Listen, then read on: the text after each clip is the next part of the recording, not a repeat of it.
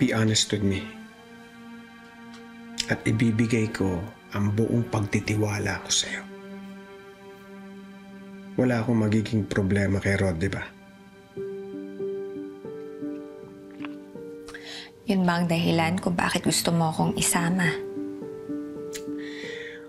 Worried lang ako na may gawin siya sa'yo. Mahusay siyang leader ng team. Nakita mo naman yon. At yung pakikitungo niya sa akin, wala kang dapat ipag-alala. Kaya ko sarili ko. At kung may mangyari man, papaalam ko sa'yo agad.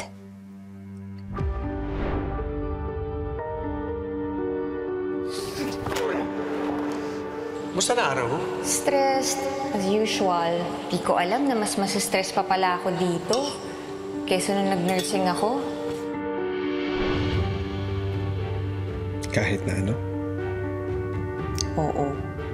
Kahit maliit na bagay, sasabihin mo sa akin.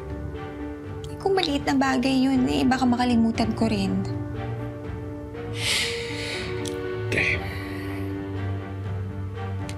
Papaiwan ko si Matt. Just in case.